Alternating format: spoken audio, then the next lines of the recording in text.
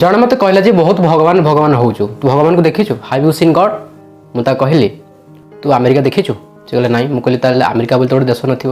ସେ କହିଲେ ନାହିଁ, ଆମେରିକା ଦେଖିନି ବୋଲି ଆମେରିକା ନାହିଁ, ଗ୍ଲୋବରେ ତାର ଇଏ ଅଛି, ପ୍ରମାଣ ମିଳୁଛି ହଁ ଆମେରିକା ଅଛି। ତାପରେ ମୁଁ ତାକୁ କହିଲି ତୁ ପବନ ଦେଖିଛୁ ନା ନାହିଁ? ତା ମାନେ କ'ଣ ପବନ ନାହିଁ? ସେ କହିଲା ହଁ ପବନ ଅଛି। ତାପରେ ମୁଁ ତାକୁ କହିଲି ତାହେଲେ ଭଗବାନ ଦେଖାଯାଉନାହାନ୍ତି ବୋଲି କ'ଣ ଭଗବାନ ନାହାନ୍ତି? ଆରେ ବିଶ୍ୱାସ ମିଳେ ହରି ତର୍କେ ବହୁ ଦୂର, ତାକୁ ବିଶ୍ୱାସ କରିବିନି ତା କାହାକୁ ବିଶ୍ୱାସ କରିବି? ହଁ, ଯେମିତି ପବନ ଆମକୁ ଦେଖାଯାଉନି କିନ୍ତୁ ଆମେ ତାକୁ ଫିଲ୍ କରିପାରୁଛେ। ଆମେରିକା ଆମେ ଯାଇନି କିମ୍ବା ଆମେରିକା ଦେଖିନେ ତାର ଅର୍ଥ କ'ଣ ଆମେରିକା ନାହିଁ? ଅଛି। ତ ଠିକ୍ ସେମିତି ଭଗବାନଙ୍କୁ ଆମେ ଦେଖିନେ ତା ବୋଲି କ'ଣ ଏୟା ଅର୍ଥ ଯେ ଭଗବାନ ନାହାନ୍ତି? ଭଗବାନଙ୍କୁ ଦେଖିବାର ବିଷୟ ନୁହଁ, ତାଙ୍କୁ ଫିଲ୍ କରିବାର ବିଷୟ। ଆଉ ଗୋଟେ କଥା, ଆମେ ଏ ଚକ୍ଷୁରେ ଭଗବାନଙ୍କୁ ଦେଖିପାରିବା ନାହିଁ, ସେଥିପାଇଁ ଆମକୁ ଡିଭାଇନ୍ ଶକ୍ତିର ଆବଶ୍ୟକତା ଅଛି ଏବଂ ସେ ଡିଭାଇନ୍ ପାୱାର ଆମ ପାଖରେ ନାହିଁ। କିନ୍ତୁ ଯଦି ମନ ଭିତରେ ପ୍ରେମ ଅଛି ନା, ତ ପ୍ରେମର ଶକ୍ତି ଅପାର।